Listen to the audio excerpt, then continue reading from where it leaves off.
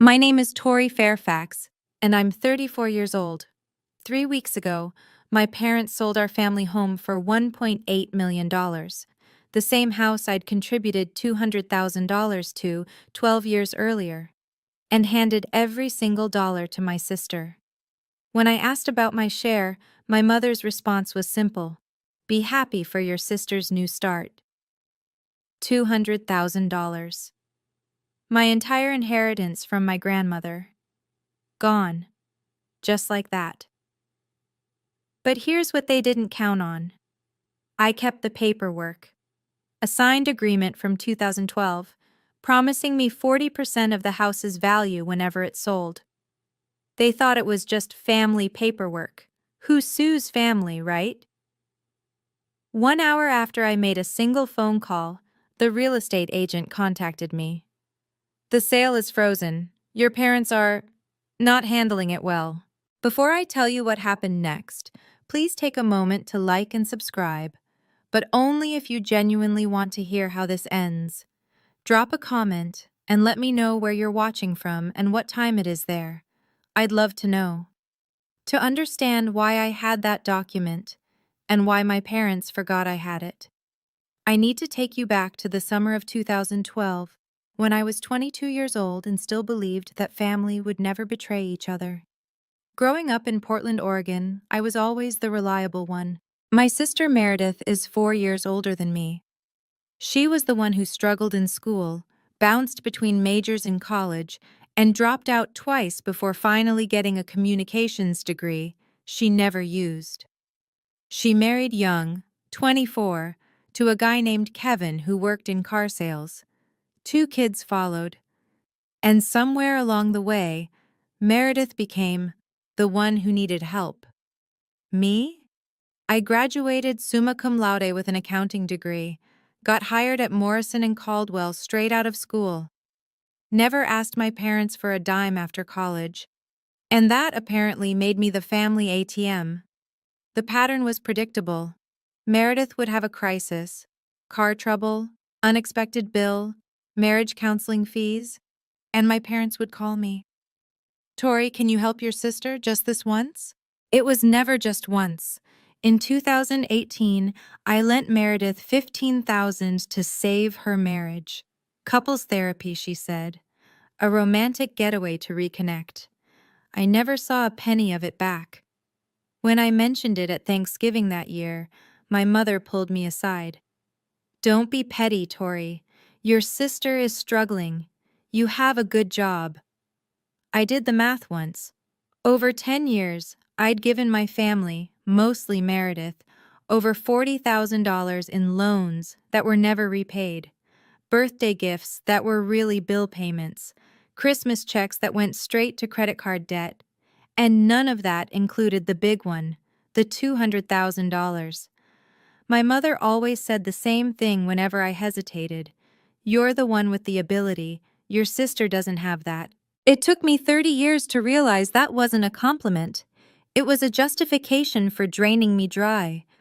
But the real story starts with my grandmother and the money she left behind.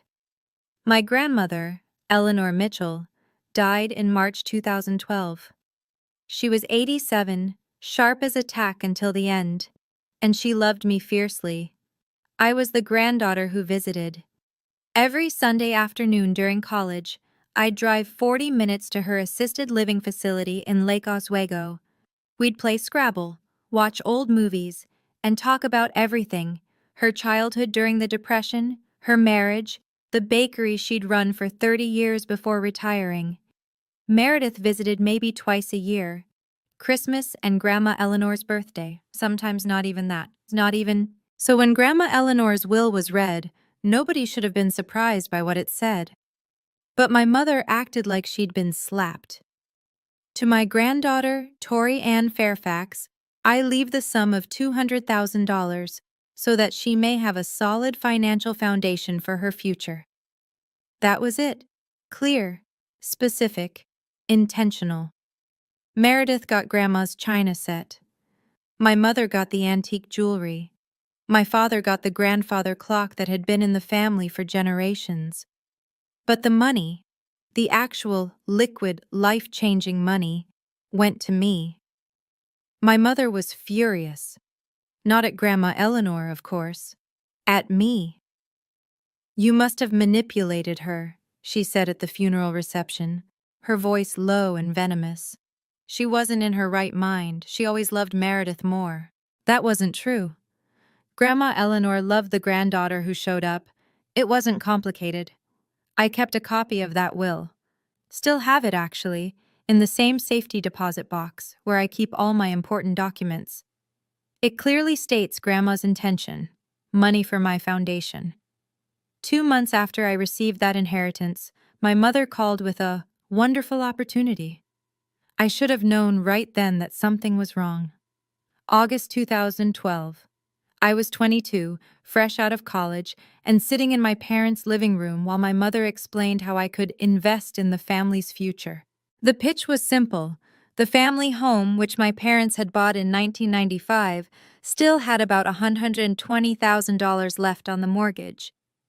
The house was worth around $500,000 at the time. If I contributed $200,000 toward paying off the mortgage and making some renovations, I would own 40% of the home's value when it eventually sold. "Think of it as an investment," my father said. "Real estate always appreciates. You'll make money. And you'll be helping your family," my mother added. "It's what Grandma Eleanor would have wanted." I hesitated. $200,000 was everything I had, my entire safety net. My mother's eyes hardened. "Don't you trust us, Tori? We're your parents." I called my best friend Claire that night. We'd been close since freshman year at Portland State, and she was the only person outside my family who knew about the inheritance. "At least get something in writing," Claire said. "Anything. A napkin, something." So I asked. And my parents laughed. "Fine," my mother said, rolling her eyes. "If you want to be professional about it." My father typed up a simple agreement on his home computer. 1 page. It stated that I, Tori Fairfax, was contributing $200,000 to the family home, representing 40% of its value, to be repaid upon sale or transfer of the property. Both my parents signed it. Dated August 15, 2012. I kept the original in my safety deposit box at Wells Fargo. It cost me $75 a year for that box. Best $75 I ever spent. 12 years later, that piece of paper would change everything. The years passed the way they do when you're busy building a life you think is stable. I worked my way up at Morrison and Caldwell, junior accountant to staff accountant to senior financial analyst. I got my CPA license, moved into a decent apartment in the Pearl District, started a retirement fund, did everything right. Meredith's life took a different path. She and Kevin had 2 kids, Emma in 2016, Jacob in 2019. She never went back to work. "The kids need me at home," she'd say. Kevin's car sales income covered the basics, barely, and through it all, my parents kept calling. The roof needed repairs. Could I chip in $8,000? The HVAC system was dying. Another $12,000. Property taxes were tight one year. $5,000 would really help. "Consider it additional investment in your share," my mother would say. I kept rough track. Over 12 years, I put another $35,000 or so into that house. No documentation this time, just bank transfers with memo lines like roof repair and family help. I was 34 years old, owned nothing but my car and my retirement accounts, and had given my family nearly $250,000. Then, in January 2024, Meredith's marriage finally collapsed. Kevin left her for a woman he'd met at the dealership. He kept the house. They'd bought it under his name alone. Meredith walked away with her clothes, the kids, and nothing else. She moved back in with my parents. And suddenly, all the family conversations centered on one thing. How do we help Meredith start over? In September 2024, my mother called with news that would shatter everything I thought I knew about my family. "We're selling the house," she announced, "and we found a buyer." October 15th, 2024. A Tuesday. I remember because I was at my desk reviewing quarterly statements when my mother's name flashed on my phone screen. "Wonderful news," she said, her voice practically singing. "We sold the house. $1.8 million. Can you believe it? The Portland market is insane right now." I did the math instantly. Accounting reflex. 40% of $1.8 million was $720,000. My original investment plus 12 years of appreciation. Finally. "That's great, Mom. So when do we—" "We've decided to give it all to Meredith." I stopped breathing. "She needs it more than anyone," my mother continued, oblivious. "Poor thing lost everything in the divorce. She needs a down payment for a new house, money to get back on her feet. This will give her a fresh start." "Mom," my voice was barely a whisper. "What about my share? The $200,000 I put in?" Silence. Then, in a tone I'd never heard before, cold, dismissive, final. "That was your contribution to the family, Tori. Your investment in us. You've done well for yourself. You have a career, an apartment. Meredith has nothing." "But we had an agreement. Dad typed it up. You both signed." "That was just family paperwork." She actually laughed. "Nobody's going to hold you to that. We're family, not business partners." I gripped my phone so hard my hand ached. "Be happy for your sister," my mother said. "She's getting a second chance at life. That's what matters." She hung up before I could respond. I sat at my desk for 10 minutes without moving. My computer screen went to sleep. The office buzzed around me. And something inside me, something that had bent and flexed and accommodated for 34 years, finally snapped. I didn't sleep that night. I lay in bed replaying every moment. Every loan that was never repaid. Every holiday where Meredith's struggles took center stage. Every time I'd swallowed my needs because Tori can handle it. At 6 a.m., I gave up on sleep and called Claire. "What time is it?" she groaned. 6. "I need to talk." 20 minutes later, she was fully awake and fully furious on my behalf.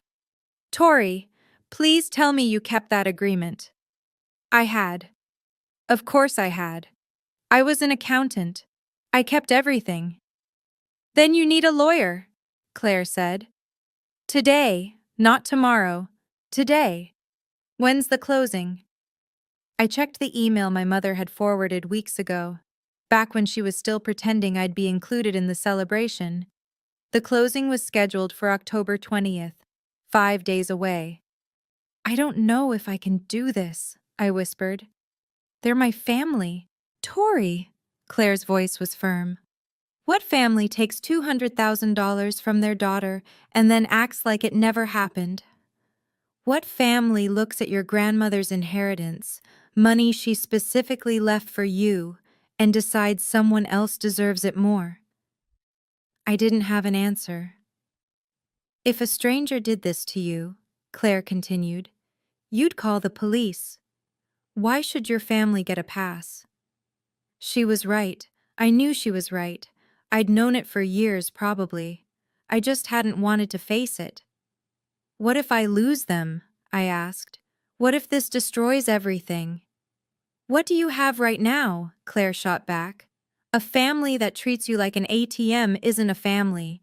It's a bank with guilt trips." That afternoon, I made an appointment with a real estate attorney named Nathan Webb. For the first time in my life, I chose myself. Nathan Webb's office was on the 14th floor of a downtown Portland high-rise with floor-to-ceiling windows overlooking the Willamette River. He was in his mid-40s, silver at the temples, with the kind of calm presence that comes from decades of seeing people at their worst. I handed him 3 documents: The 2012 agreement with my parents' signatures, the bank statement showing my $200,000 wire transfer, and a copy of my grandmother's will. He read through everything in silence, twice. "Ms. Fairfax," he finally said, setting down the papers, "under Oregon law, this agreement is binding." I exhaled. I hadn't realized I'd been holding my breath. "The document is signed by both parties," he continued. "It specifies the amount contributed, the percentage of ownership, and the conditions for repayment. It's not fancy, but it's enforceable." "My mother said it was just family paperwork," I said, "that no one would hold me to it." Nathan almost smiled. "People say a lot of things when they're trying to avoid paying $720,000. He explained my options. I could send a formal letter demanding my share, but that would give my parents time to lawyer up, potentially contest the agreement, drag things out for months or years. Or I could wait until the closing, appear with legal representation, and assert my claim directly. The sale couldn't proceed if there was a legitimate ownership dispute.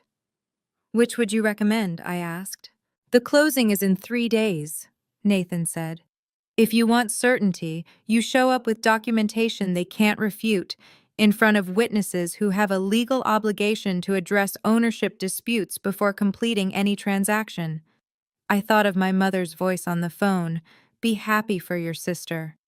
"I'll be there," I said. "What do I need to do?" Nathan Webb moved fast. By the end of our meeting on October 17th, he had already drafted a letter to Lakewood Realty, the company handling my parents' sale, notifying them of a potential ownership dispute affecting the property. "We won't identify you by name yet," he explained. "Just that a claim exists. It puts them on legal notice. They'll be required to disclose this to all parties before closing." I imagined my parents receiving that news, the confusion, the dawning realization. What happens when they find out it's me?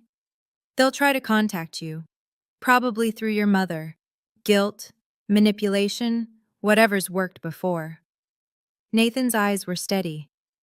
"The question is whether you'll hold firm." I thought about that. 34 years of bending, of being the responsible one, of watching my grandmother's gift, her explicit, documented wish for my security, being handed to someone else because my sister needed it more. "I'll hold firm," I said. Nathan nodded. "Good. I'll attend the closing with you on the 20th. We'll bring notarized copies of everything. The original agreement, the wire transfer records, even your grandmother's will showing her intent." He paused, then added something that made my stomach drop. "I should mention, I reviewed the listing documents your parents filed. They signed a seller's disclosure stating there were no ownership claims or disputes on the property." "Meaning?" "Meaning they either forgot about your agreement entirely or they deliberately omitted it."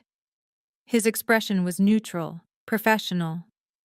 "Either way, they signed a legally binding document that wasn't accurate. That's not good for them." The closing was in 3 days. My family had no idea I was coming, no idea I had the agreement, no idea their $1.8 million sale was about to come to a grinding halt. And honestly, I was terrified. October 17th, 5:47 p.m. My phone rang. "Mom." I almost didn't answer, but I needed to know what they knew. "Tori!" Her voice was bright, artificially so. "I'm so glad I caught you. We're having a little celebration after the closing, a housewarming party for Meredith at her new place.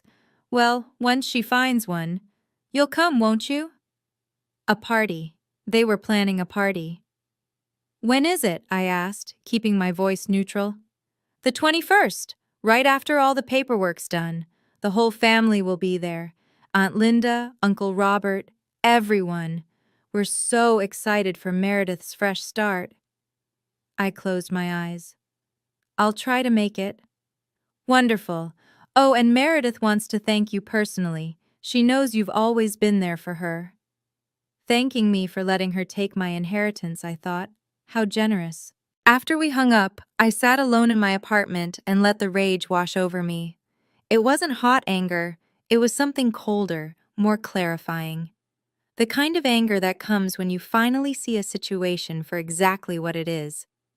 That night, I received a text from Meredith. M, thanks for understanding.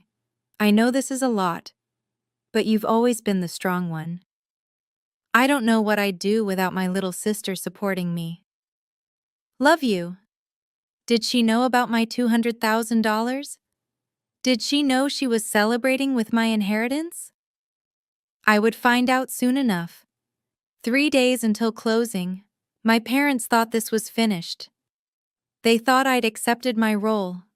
The dutiful daughter. The family ATM. The one who always bent. They had no idea that for the first time in my life I wasn't bending. I was breaking free. October 18th, 2 days before closing. I made an excuse to visit my parents' house, said I wanted to pick up some old photo albums before the new owners moved in. My mother was at a hair appointment. My father was golfing. Only Meredith was there, watching the kids in the backyard. I was in my old bedroom, collecting photos, when I heard Meredith's voice through the thin walls. She was on the phone, laughing. No, Tori won't make trouble. She's too nice for that. You know how she is. I froze. Mom said she put in some money years ago, but that was forever ago, ancient history. And honestly, I need this more. I have the kids. What does Tori have to spend money on? Her apartment? Her boring accounting job? My chest tightened. The $1.8 million won't even go that far once I buy a house and pay off some debt. Probably only have like $800K left after everything. But it's a start, right? She paused, listening to whoever was on the other end. Tori will understand. She always understands. That's her thing. She's the understanding one. I stood perfectly still, barely breathing. Mom says she contributed something to the house back in the day, but whatever. That was a gift. Family helps family, and I need the help more than she does. She knew. She knew about my contribution, and she'd decided it didn't matter. Because I had a job and an apartment, and she had kids and problems. Because I was the understanding one. I left without the photo albums. I couldn't look at her. I couldn't trust what I might say. 2 days until closing, and now I knew the truth. My sister was complicit. This wasn't just my parents' decision, it was hers too. That night, I couldn't sleep. Again. At 1 a.m., I called Claire. She picked up on the second ring. She'd been waiting for updates. She knew, I said, my voice cracking. Meredith knew about the money. She just decided I didn't deserve it. Oh, Tori. She called it a gift. Said family helps family. I laughed bitterly. As if I haven't been helping this family my entire adult life. Claire was quiet for a moment. Then, are you having second thoughts? I wanted to say no, but the truth was more complicated. Meredith has 2 kids, I whispered. Emma's 8. Jacob's 5. They didn't ask for any of this. What if I'm hurting them? Stop, Claire's voice was firm. You're not taking anything from those kids. You're taking what's legally yours, what your grandmother explicitly left for you. If Meredith can't afford to raise her kids without your stolen inheritance, that's her problem to solve, not yours. But everyone will hate me. My parents, Meredith, the aunts and uncles. I'll be the villain. Then let them hate you with their wrong opinions while you have your $720,000 and your self-respect. Claire sighed. Tori, you've spent your whole life being the good daughter. Where has it gotten you? I didn't answer because we both knew. If you don't stand up for yourself now, Claire continued, who will? Your mom? She's the one stealing from you. Your dad? He just does whatever she says. Meredith? She's literally celebrating with your money. She was right. I knew she was right. I hung up and lay in the dark, staring at the ceiling. October 20th, 10 a.m., Lakewood Realty's downtown office. I would be there, with my lawyer, and the document they'd forgotten I had. Okay, I need to pause here for a second and ask you something directly. If you were me, standing at this crossroads, knowing your family would probably never forgive you, what would you do? Would you fight for what's yours, even if it meant losing them? Or would you let it go, to keep the peace? Comment your answer. A, if you'd fight. B, if you'd let it go. And if you're invested in how this ends, hit subscribe, because the closing is coming. Now, back to the story. October 19th, one day before closing. I met Nathan Webb at his office for a final strategy session. The conference table was covered with documents, my original agreement, notarized copies, bank statements, even a timeline I'd written out showing every additional contribution I'd made over 12 years. Here's how tomorrow will go, Nathan said, sliding a legal pad toward me. The closing is scheduled for 10 a.m. at Lakewood Realty's office downtown. Your parents, your sister, the buyers, their lawyer, an escrow officer from the title company, everyone will be in the room. And they don't know I'm coming? The real estate company knows there's an ownership dispute. They're legally required to inform all parties before closing, but I asked them not to reveal who filed the claim. Yet. I tried to imagine my mother's face when she found out. What happens when we walk in? I'll introduce myself as your legal representative. We'll present the 2012 agreement and supporting documentation. At that point, the escrow officer cannot proceed with the transaction until the dispute is resolved. And then? Nathan's expression was unreadable. Then your parents will have a choice. Acknowledge your claim and adjust the distribution accordingly, or face a potential lawsuit, which they will lose, and which will cost them significantly more in the long run. I nodded slowly. They'll try to manipulate me, in front of everyone. Probably. That's why I'll do most of the talking. Your job is to stay calm, say as little as possible, and let the documents speak for themselves. That night, I laid out my clothes. A professional navy blazer, white blouse, black slacks. I would walk into that room looking exactly like what I was, a financial professional who knew her rights. Tomorrow would change everything. October 20th, 2024. 9:45 a.m. Lakewood Realty occupied the ground floor of a renovated building in downtown Portland. Floor-to-ceiling windows, exposed brick. The kind of space that screamed, "Successful transactions happen here." I arrived 15 minutes early with Nathan. The receptionist led us to a glass-walled conference room where we could watch the other parties arrive. My parents came first. My mother wore a cream-colored blouse and pearls, her important meeting outfit. My father looked uncomfortable in a sport coat, constantly tugging at the collar. They didn't notice me in the conference room. They were too busy laughing with Jennifer Walsh, the real estate agent. Meredith arrived next, looking more put together than I'd seen her in months. Full makeup, hair done, wearing a wrap dress and heels. She was already talking about paint colors for her new kitchen. Then the buyers, David and Linda Morrison, a couple in their 60s looking to downsize. Their lawyer, a gray-haired woman with a leather briefcase. Finally, the escrow officer from the title company, a young man clutching a folder thick with documents. Everyone took their seats. Meredith sat between our parents, practically glowing. She glanced around the room and finally noticed me. "Tori!" She looked confused. "What are you doing here?" My mother's head snapped toward me. For a moment, something flickered in her eyes. Uncertainty? Fear? "I came to support the family," I said evenly. "This is my attorney, Nathan Webb." Nathan nodded politely but said nothing. My father's brow furrowed. "Attorney? What do you need an attorney for?" Jennifer Walsh cleared her throat, shuffling papers nervously. "Well, before we begin, there's something we need to address." The room went very still. My mother's smile didn't waver, but her eyes had gone cold. Jennifer Walsh looked like she'd rather be anywhere else. We received notification 2 days ago of a potential ownership dispute involving this property, she said, her eyes carefully avoiding my mother.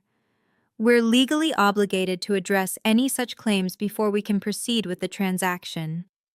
My mother laughed, a brittle, theatrical sound. Ownership dispute? That's absurd. This house belongs to Richard and me. It's been in our names for 30 years. Mom, my voice was steady. You know exactly what this is about. David Morrison, the buyer, shifted uncomfortably. What kind of dispute are we talking about here? Jennifer opened her mouth, but Nathan spoke first. I'd like to clarify the situation. He stood, commanding the room's attention. My client, Tori Fairfax, contributed $200,000 to this property in August 2012. In exchange, she was promised 40% of the home's value upon any future sale. That's ridiculous, my mother snapped. There's no— There is. Nathan placed a document on the table. A written agreement, signed by both Richard and Diane Fairfax on August 15, 2012. I have the original and notarized copies for everyone present. He slid copies down the table. I watched my father pick one up, his face draining of color. He remembered. Of course he remembered. He'd typed it himself. My mother's copy sat untouched in front of her. Along with the agreement, Nathan continued, we have bank records confirming a $200,000 wire transfer from Ms. Fairfax's personal account to Mr. and Mrs. Fairfax on August 18, 2012. The timing and amount match the agreement exactly. Linda Morrison turned to her husband. David, I don't think we should— No one's signing anything until this is resolved, Jennifer said quickly. We can't close with an unresolved ownership claim. My mother finally looked at me. The coldness in her eyes had turned to something darker. The silence stretched like a rubber band about to snap. Nathan remained standing, his voice calm and professional. The agreement is clear. Ms. Fairfax is entitled to 40% of the sale price. That's $720,000. Meredith's mouth fell open. $720,000? You're suing us? I'm not suing anyone. I met her eyes. I'm asking for what I was promised, what I'm legally owed. This is insane. My mother's composure cracked. That was family money. You were helping with the mortgage. I was making an investment, I corrected, and I have the document proving it, with your signature, and Dad's. My father hadn't said a word. He was staring at the agreement, his face ashen. Diane, I remember this. I typed it myself. Richard, don't— She was right to ask for it in writing, he continued almost to himself. I thought it was silly at the time, but she was right. Jennifer Walsh spoke up, her tone carefully neutral. Mr. and Mrs. Fairfax, this is the first time I've seen this document. It wasn't disclosed in your seller's paperwork. Because it doesn't matter, my mother's voice rose. It was just something we did for Tori's peace of mind. Nobody takes these family things seriously. Nathan's eyebrows lifted slightly. Oregon courts do, Mrs. Fairfax. This document meets all legal requirements for an enforceable contract. Your daughter has a legitimate ownership claim. David Morrison pushed back from the table. Jennifer, we're not comfortable proceeding until this is sorted out. This is exactly the kind of thing we were worried about. I understand completely, Jennifer said. We'll need to pause the closing until the dispute is resolved. Pause, not cancel, but close enough. I watched my mother's face cycle through emotions, shock, fury, disbelief, and underneath it all, something I'd never seen before, fear. My mother wasn't finished. You're doing this for money? She leaned across the table, her voice cracking. Your own family? The people who raised you, sacrificed everything for you, and you're treating us like strangers? You treated my $200,000 like it didn't exist, I replied. You decided to give everything to Meredith without even telling me the house was for sale. Because you don't need it. Look at you. You have a career, an apartment, a life. Meredith has nothing. Meredith has two parents who have catered to her every need for 38 years. My voice was steady even though my heart was pounding. I have a document proving I'm owed $720,000. Those are different kinds of having. Meredith burst into tears. How can you do this to me? To my kids? I just got divorced, Tori. I have nothing. You have $1.8 million sitting on this table, Nathan interjected calmly.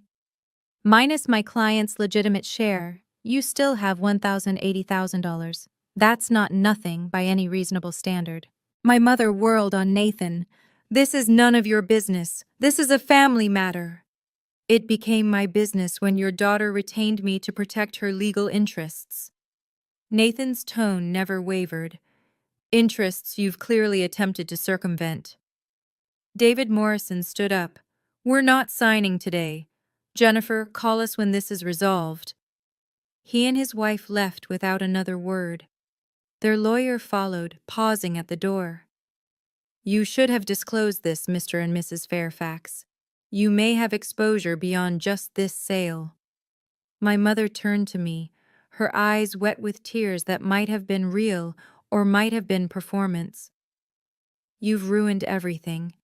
I hope you're happy. I'm not happy, I said quietly, but I'm also not being robbed anymore.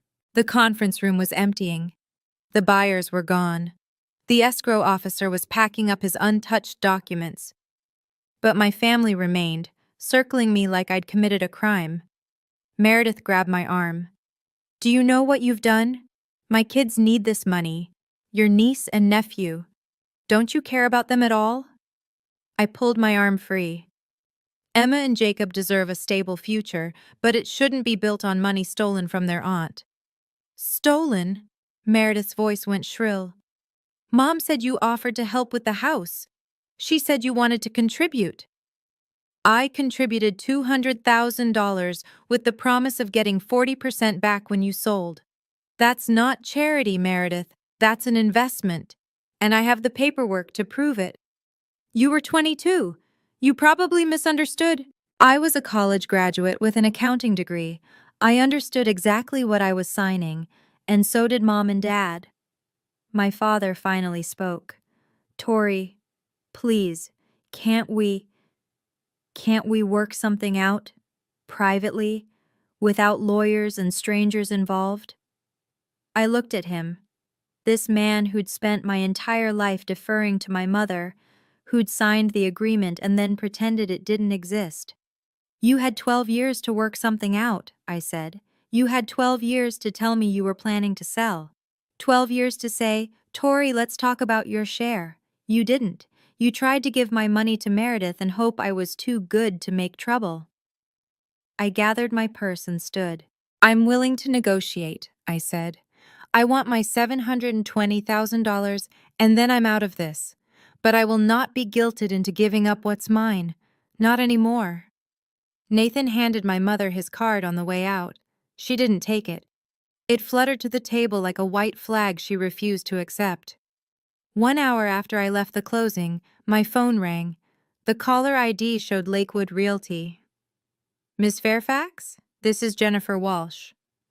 Yes. I wanted to update you on the situation. She sounded exhausted. The sale is officially frozen until the ownership dispute is resolved. The buyers are understandably hesitant to proceed. I understand. Your parents are not handling it well. Your mother is insisting this is all a misunderstanding. Your father is asking if there's any way to expedite a resolution. There is, I said. They can acknowledge my 40% claim and adjust the payout accordingly. Jennifer paused. I've been doing this job for 15 years, Ms. Fairfax. I've seen a lot of family conflicts over real estate, but I have to say, I've never seen anyone forget to disclose a $200,000 contribution from a family member. Do you think they forgot? Another pause. I think they hoped no one would ever ask. I thought about that. 12 years of hoping I'd never assert my rights. 12 years of betting on my silence, my compliance, my pathological need to keep the peace. Ms. Walsh, can I ask you something? Of course. In your professional opinion, not legally, just personally, would you have signed that seller's disclosure stating there were no ownership claims? She was quiet for a long moment. No, she finally said. I would not have, because that's not just an oversight, Ms. Fairfax. That's a choice. My parents had chosen to erase me, to pretend my contribution didn't exist, to sign legal documents saying no one else had any claim to their property. They'd made their choice. Now I was making mine. I'll have my attorney contact you tomorrow to discuss next steps, I said. Thank you for calling. The guilt offensive started that evening. My mother called at 6:47 p.m. Her voice had transformed from the cold fury of the conference room to something softer, wounded, maternal, heartbroken. Tori, she sighed my name. I can't believe it's come to this. Neither can I. I raised you better than this. I taught you that family comes first, that we support each other. Her voice cracked artfully. And now you're treating us like criminals. I'm treating you like people who signed a contract and then pretended it didn't exist. That contract was a formality. We never meant. Then why did you sign it? Silence. You had a choice, Mom. When you decided to sell, you could have called me. You could have said, Tori, remember that agreement? Let's talk about how to honor it. Instead, you tried to give everything to Meredith and hope I wouldn't notice. Your sister needs it more. That's not for you to decide. Not with my money. Her tone shifted again, harder now, threatening. If you go through with this, I'll tell everyone. The whole family will know what kind of daughter you really are. A greedy, selfish. Tell them. I cut her off. And I'll show them the document, with your signature, dated 2012. I'll explain that you took $200,000 from your own daughter and then tried to give it to your other daughter because she needed it more. For the first time in my life, my mother had no response. I'm not the villain in this story, Mom. I'm the one with receipts. Your father's heart, she said finally. He has a condition. The stress could. Dad's health is Dad's responsibility. Mine is protecting myself from being robbed. I hung up before she could say anything else. My hands were shaking, but I didn't call back. Okay, I know that was intense. I'm still processing it myself, honestly. This is the part where I need your support the most. If you're feeling this with me, if you've ever had a family try to guilt you into giving up something that was rightfully yours, hit that like button. That's how I know you're still here with me. And if you've got a story like this, drop it in the comments. You're not alone. Now, back to what happened next. I didn't expect Meredith to call that night. It was almost 10 p.m. when her name appeared on my screen. I hesitated, then answered. Tori? Her voice was different, tired, drained of the theatrical tears from earlier. Can we talk? Just us? We're talking. Mom's losing it. She's been on the phone with Aunt Linda for an hour, spinning some story about how you ambushed us. Meredith laughed bitterly. I don't think Linda's buying it. I didn't say anything. I need to ask you something, Meredith continued, and I need you to be honest. Okay. Did you really put in $200,000, like your own money, back in 2012? I felt something tighten in my chest. You know I did. You said so yourself on the phone yesterday at the house. Silence. Then, you heard that? I heard enough. Tori, She trailed off. Mom told me you helped a little back then, She never said how much. I swear I didn't know it was $200,000. Not until today. I wanted to believe her, but the words I'd heard through that wall, "Tori will understand, she always understands," kept echoing. "You knew there was something," I said. "You just didn't ask how much because you didn't want to know." The silence stretched between us. "Maybe you're right," Meredith finally admitted. "Maybe I didn't want to know. Because if I knew, I'd have to think about it. And it was easier not to." "That's not my problem to solve, Meredith." "I know."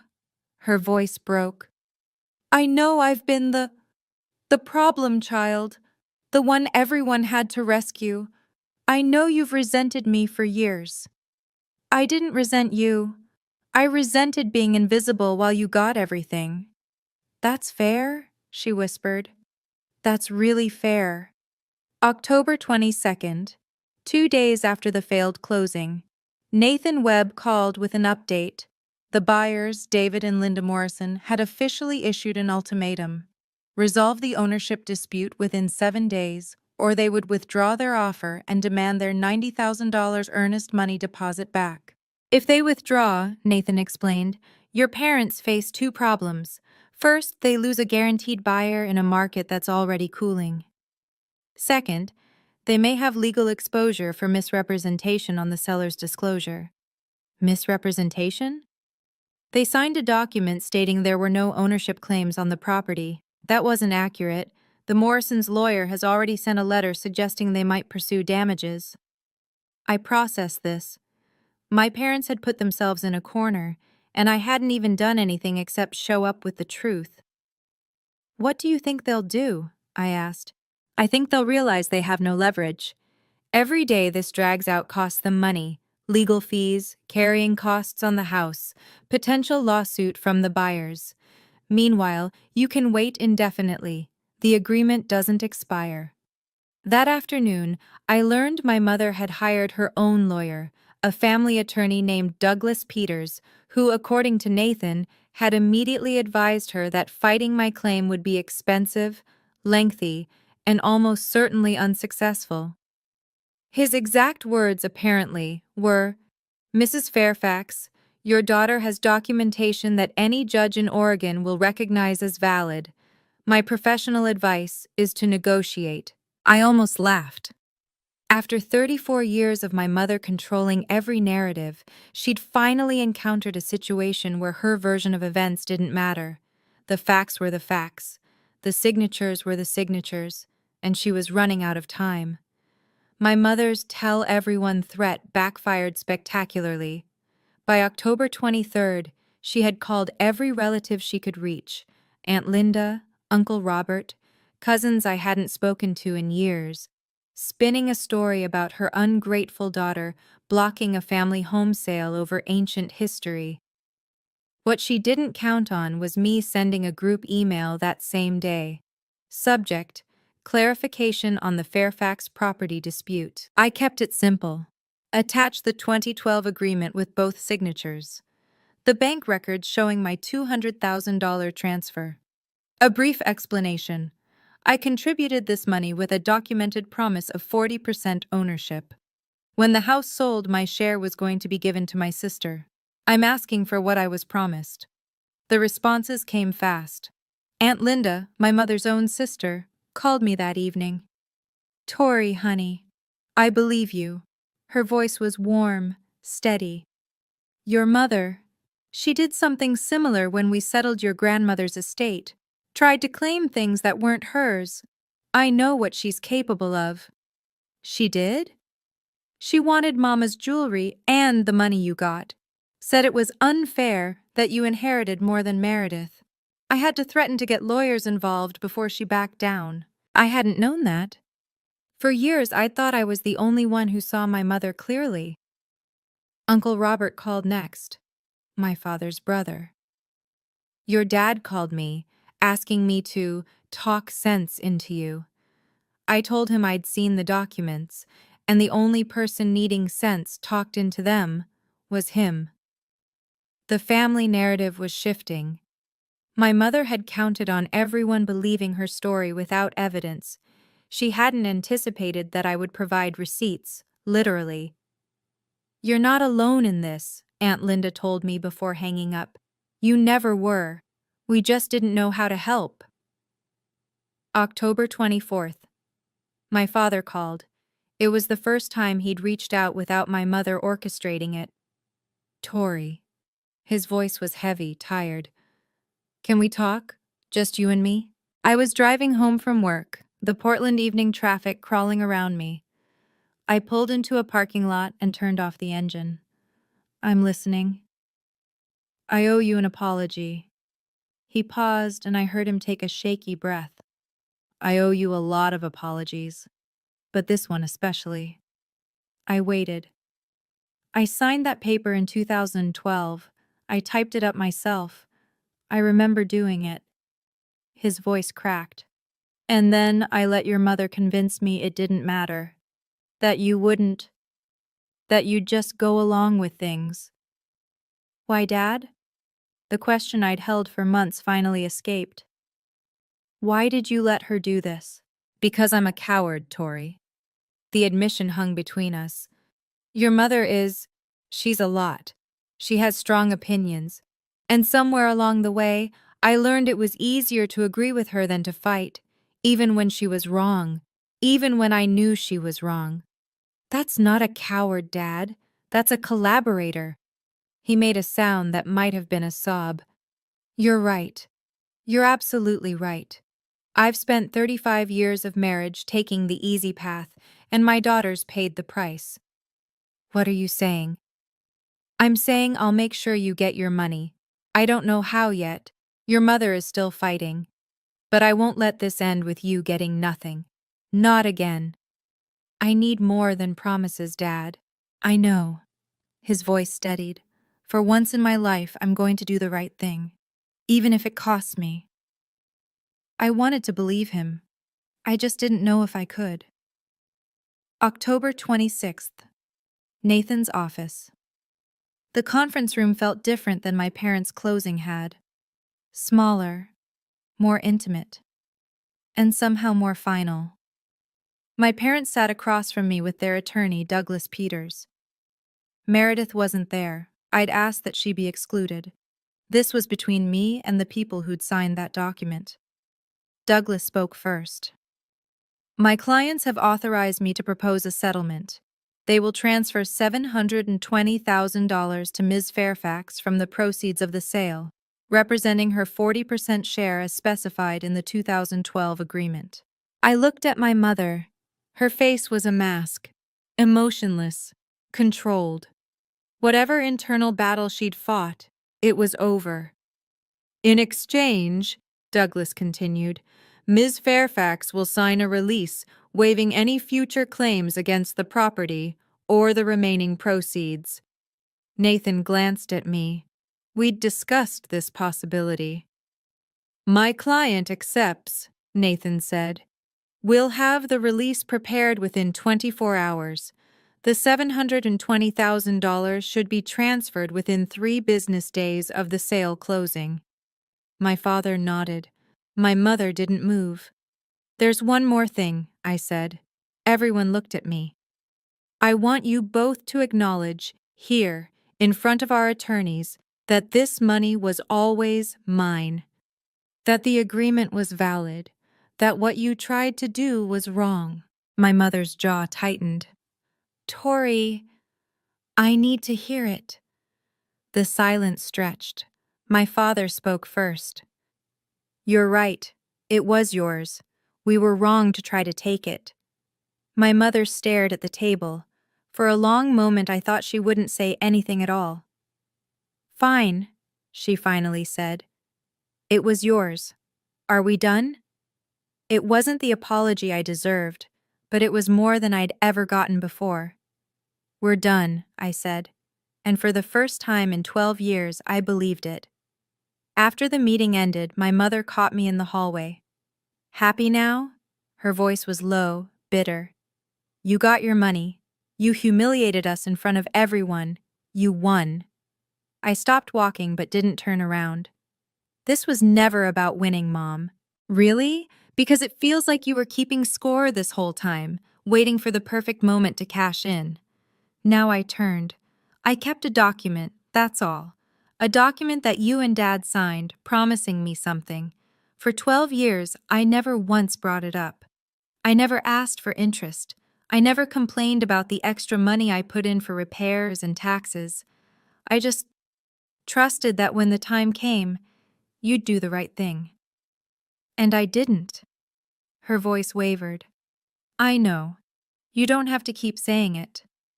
I'm not trying to hurt you, Mom. I'm trying to explain why I had to do this. I took a breath.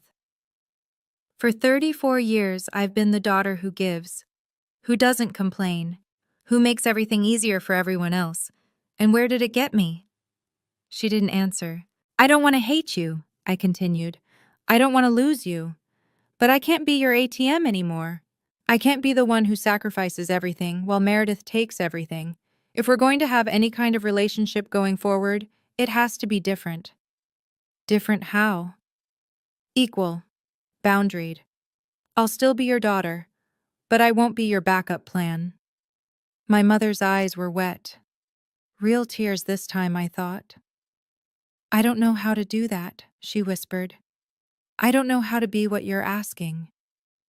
Then maybe it's time to learn, I said. I did. I walked away before she could respond. October 28th. The closing finally happened. I wasn't there. I didn't need to be. Nathan represented my interests, and by 11:47 a.m., I received an email confirmation, all documents signed, sale complete, proceeds distributed. October 31st, 3 days later. I was at my desk at Morrison and Caldwell when my phone buzzed with a banking notification. Deposit $720,000. I stared at the number for a long time. $720,000. My grandmother's gift, finally honored. My investment, finally returned. My worth, finally acknowledged. I called Claire. It's done, I said. How do you feel? I thought about it. Not as happy as I expected, not triumphant, just relieved. Like a weight I didn't know I was carrying, finally got lifted. That's what closure feels like, Claire said. It's not fireworks, it's just quiet. That evening, I made a decision. I would use some of the money, $50,000, to create a small scholarship fund in my grandmother's name, the Eleanor Mitchell Foundation for First-Generation College Women. It would help young women like me, the ones who work hard, follow the rules, and sometimes get overlooked anyway. Grandma Eleanor left me that money so I'd have a foundation. Now I could pass that gift forward. I called the Portland Community Foundation the next morning to start the process. The woman on the phone asked why I wanted to create the fund. My grandmother believed in me when no one else did, I said. She wanted me to have a solid start. Now I want to give that to someone else. That's beautiful, Ms. Fairfax. Maybe it was, or maybe it was just the right thing to do. Either way, it felt like something Grandma Eleanor would have approved of. January 2025. 3 months after the closing. My life looked different now, not dramatically, but meaningfully. I still worked at Morrison and Caldwell, but I'd finally asked for the raise I'd deserved for 2 years. They gave me 15%, plus a bonus for the client retention work I'd done last quarter. Turned out that when you stop accepting less than your worth in one area of your life, you stop accepting it everywhere. I bought a condo in the Alberta Arts District. 2 bedrooms, original hardwood floors, a tiny balcony where I could drink coffee and watch the Portland rain. It was mine, my name on the deed, my space, my future. Most of the money went into investments, index funds, retirement accounts, a small emergency fund, boring, responsible choices, the kind Grandma Eleanor would have made. I started seeing a therapist, Dr. Rachel Brennan, who specialized in family dynamics and boundary setting. Our sessions were hard, digging into 34 years of people-pleasing, of making myself small, of believing that love meant sacrifice. The hardest part, I told her in our third session, is accepting that my family wasn't wrong by accident. They knew what they were doing. They just hoped I'd be too nice to stop them. And how does that make you feel? Angry, sad, free. I paused. Mostly free. She nodded. You're grieving, Tori. Not just the money or the relationship you wish you had. You're grieving the version of yourself who believed things would get better if she just gave enough. That version of me was an idiot. That version of you was a survivor. She did what she had to do. Now you get to do something different. Different sounded good. Different sounded like a beginning. My relationship with my family settled into something new, not healed, not broken, just different. My mother and I talked once a month, short calls, surface level. She never apologized properly, and I stopped expecting her to. But she also stopped asking me for money, stopped comparing me to Meredith, stopped treating me like a resource to be managed. Maybe that was as good as it would get. I was learning to accept that. My father tried harder. He sent me an actual letter, handwritten, 2 pages, apologizing for every time he'd stayed silent when he should have spoken up.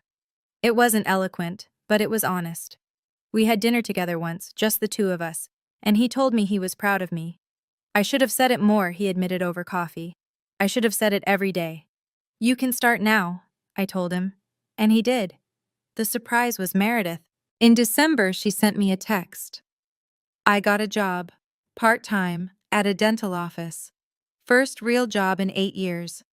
Thought you should know. I wrote back. That's great, Meredith, I mean it. A week later, she sent another. I bought a house, smaller than I wanted, but it's mine. I used my money. My money. Is that stupid to be proud of? It's not stupid at all. She called me on Christmas Eve. We talked for an hour. Really talked, for the first time in years. About the kids, about her new job, about how hard it was to rebuild a life from scratch. I think I was jealous of you, she admitted. You always had it together. I hated that. I didn't have it together.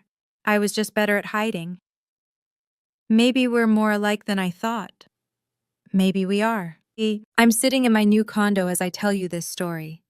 It's a Tuesday evening. The rain is tapping against the window, and the city lights are glowing through the fog. On my wall, in a simple black frame, is the 2012 agreement. 2 signatures, 1 promise. The piece of paper that changed everything. People ask me sometimes if it was worth it. The stress, the conflict, the months of family tension, if I'd do it again. The answer is yes, every time. Not because of the money, though $720,000 certainly didn't hurt, but because of what the fight taught me.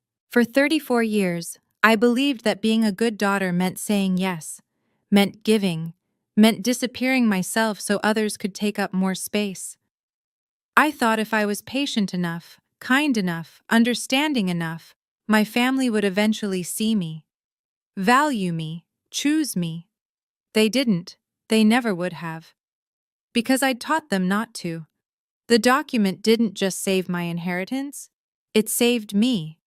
It was proof that I had value, that my contributions mattered, that I deserved to be protected, even if I had to be the one doing the protecting. If you're watching this and you're in a similar situation, being taken advantage of by people who should love you, hear me when I say this. Keep records, keep receipts, keep evidence of every agreement, every promise, every contribution. And more importantly, believe that you're worth fighting for. I didn't win because I had $720,000. I won because I finally chose myself. That's the real inheritance my grandmother left me. Not just the money, but the knowledge that I deserve to take up space, to have boundaries, to be seen. And no one, not even family, gets to take that away.